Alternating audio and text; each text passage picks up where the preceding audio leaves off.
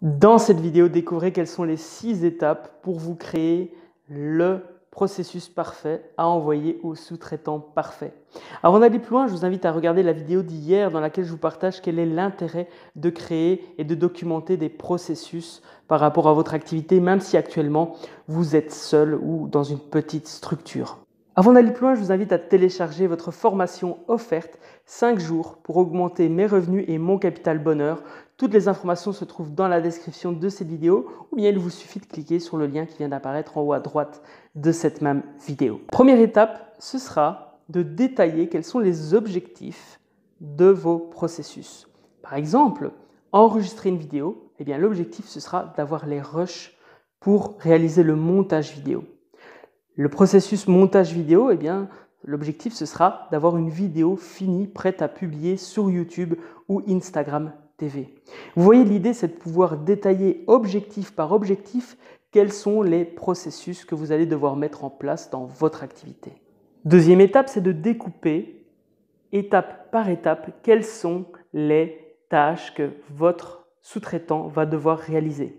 En gardant en tête que la personne qui va vous lire ne connaît peut-être pas votre métier ou bien le langage spécifique à votre activité. Donc réfléchissez bien en détaillant étape par étape les tâches. Faites des tâches simples et faciles à comprendre pour quelqu'un qui ne serait peut-être pas à même à comprendre ce que vous partagez par écrit. Troisième étape, commencez petit.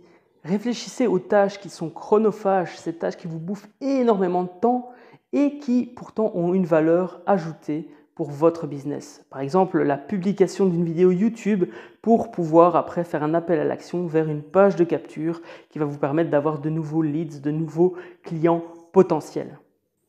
Quatrième étape, définissez les critères par lesquels vous allez définir que la mission a été bien réalisée ou mal réalisée par rapport au sous-traitant. Il vous suffit pour cela de réaliser une liste des critères qui définissent que la mission est réussie ou pas. Cinquième étape, rédiger un ordre de mission clair. Alors, cela peut être très simple.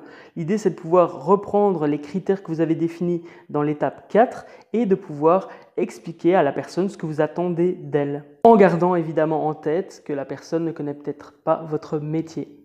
Sixième étape, commencez à rechercher le sous-traitant idéal. Et comment? Tout simplement en testant, en travaillant avec l'une ou l'autre personne et en regardant quel est le travail fourni et est-ce que ça vous convient, ça ne vous convient pas, est-ce que ça répond à vos critères ou pas, tout simplement. Et pour finir, si vous culpabilisez par rapport au fait de confier des tâches qui vous semblent peu intéressantes à d'autres, dites-vous que la mère des uns peut être de l'or pour les autres. En effet, vous n'êtes peut-être pas passionné par l'administratif. Il y a des personnes qui adorent faire de l'administratif, des structurants, etc., etc. Alors vous vous dites peut-être « Waouh, 6 étapes, c'est trop compliqué, j'ai pas pu noter tout ce qu'il fallait ». La bonne nouvelle, c'est que je vous ai préparé une checklist. Elle est disponible en téléchargement sur cette page. Regardez dans la description de la vidéo ou bien en cliquant sur le lien qui vient d'apparaître en haut à droite de la vidéo. Il vous suffira d'imprimer cette checklist et de suivre les étapes que je viens de vous expliquer. Prenez soin de vous, rappelez-vous que vous êtes acteur de votre vie, donc agissez maintenant. Likez cette vidéo, abonnez-vous et laissez un commentaire en partageant votre ressenti. À demain!